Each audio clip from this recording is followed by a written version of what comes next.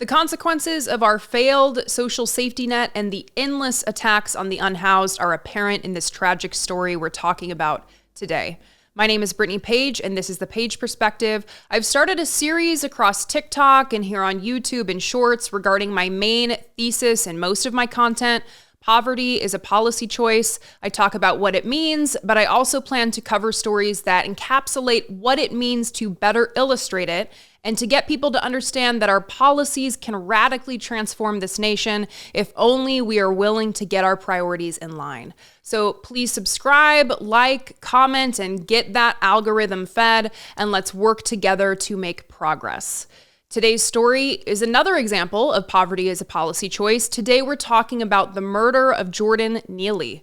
First, I want to tell you about his life. Jordan, he was 30 years old. He had been homeless, struggling with his mental health, but he was also a talented Michael Jackson impersonator who performed on the subway in New York City and in Times Square. According to reporting from Tori Bedford with Boston's GBH, Jordan had a difficult life. His mother was murdered by her boyfriend when he was just 14, and he testified at the trial about the violence present in their relationship. Her body was found in a suitcase. So this is someone who was struggling and who was failed by the safety net in this country. And his life was ended when a bystander choked him to death yesterday on the subway. According to reporting from the New York Post, Jordan Neely was traveling on a northbound F train Monday afternoon. According to accounts from witnesses, Jordan entered the train and, quote, he said he had no food, he had no drink, that he was tired and doesn't care if he goes to jail. He started screaming all of these things, took off his jacket, a black jacket that he had, and threw it on the ground. That's when he said the stranger came up behind Neely and took him to the ground in a chokehold, keeping him there for some 15 minutes. So we're talking about someone who is in pain, is hungry, is thirsty, and he hasn't hurt anyone or touched anyone, and he was strangled to death in the middle of the afternoon on the subway. That's what happened here. Back to the reporting. Neely, who was living on the streets and had a history of mental health issues, lost consciousness after being put in the chokehold, and EMS workers at the station were unable to revive him, police and law enforcement sources said. The stranger, who sources said is a Marine veteran, was taken into custody and later released without charges. Did you hear that? Without charges, in the middle of the day, strangled to death while everyone watched. And one person, in fact, came over and held his arms down, and he was released without charges. Quote, Vasquez said he had mixed feelings about the encounter, particularly since he said Neely had not physically attacked anyone on the train before he was taken down.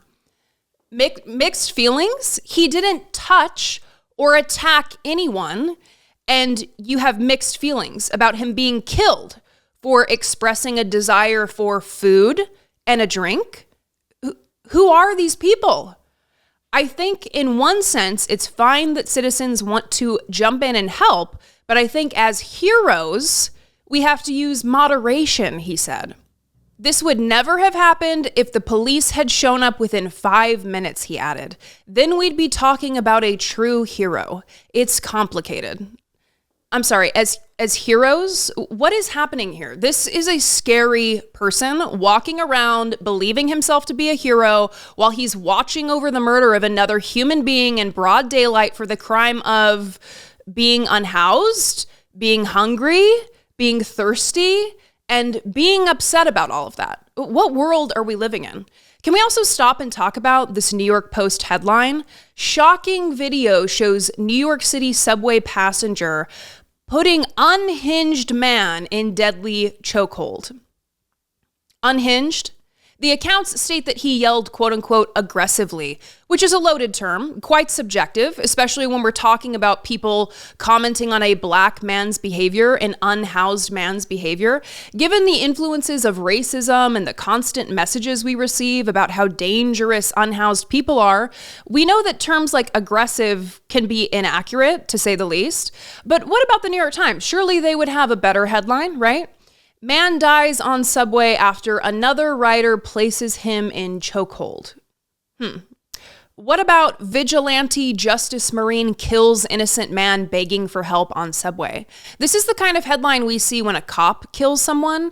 The language we use about these events matters. It influences people's perception. We're already existing in a time when conservative media has wall-to-wall coverage of how dangerous our cities are, they say, particularly because of the growing number of unhoused. Their solutions, never involving a humane approach focused on alleviating poverty, but instead of criminalizing poverty and removing visible poverty from the streets.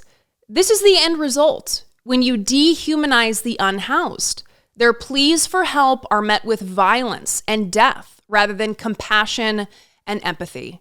Inevitably, when I do these stories, people will say, oh yeah, what would you do if you were approached by someone like this? Well, I wouldn't murder them. We can start there.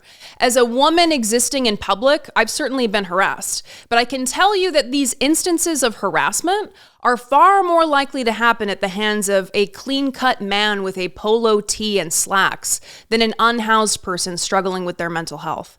As a mental health therapist, I've worked in an inpatient psychiatric hospital, so unlike Jesse Waters and the conservatives on Fox News warning of the dangers posed by the unhoused, I'm not scared when someone is exhibiting symptoms of a mental health crisis. I maintain awareness of my surroundings, and if possible, if the situation warrants, I have in the past attempted to assist in a way that centers the person's needs and humanity. That's it. But it's interesting to me that these conservative men, constantly banging on about the importance of traditional masculinity, are so frail and fragile that they're afraid to have an unhoused person, even one, quote unquote, yelling aggressively in their presence. I remember a few months ago, I did a video about Jason Chaffetz expressing fear of going outside in a big city.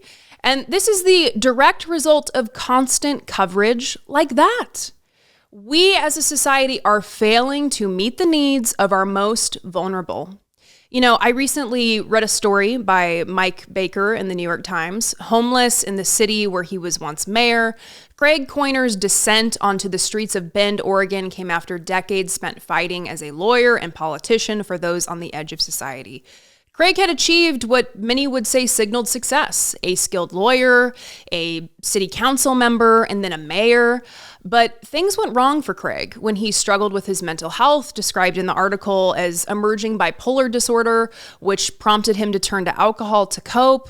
He lost his job, he got into legal trouble, he lost his license to practice, his wife died, he was involuntarily hospitalized, he lost his house. You see how quickly things can go wrong through no fault of your own. And this article was powerful because it makes clear that we are, all of us, one or two missteps away from things that could go terribly wrong. And rather than ignoring that for the sake of our own mental health, I wish that more of us would sit with what it means. I wish that would inform our compassion and our empathy for other people. For people like Jordan Neely, people who live difficult lives, experiencing different types of trauma, who find themselves on the margins of society, who just want what we all want. Some semblance of stability, some food, something to drink, some rest, comfort.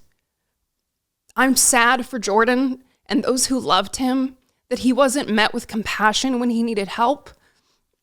I hope his story can mobilize a collective change of heart. Policy is a policy choice, and we don't need to leave people to suffer, to be killed on the subway at the hands of fragile men who are taught to fear what they don't understand. What do you think? I'd love to know. Call 657-464-7609, or you can send an email to idoubt@dollamore.com. You can support us on patreon.com/idoubtitpodcast. You can follow me on social media at Brittany E. Page everywhere. I thought this might happen. I thought I might not get through it without crying. But like I said, I hope this can be a moment that mobilizes us all. Take care and see you next time.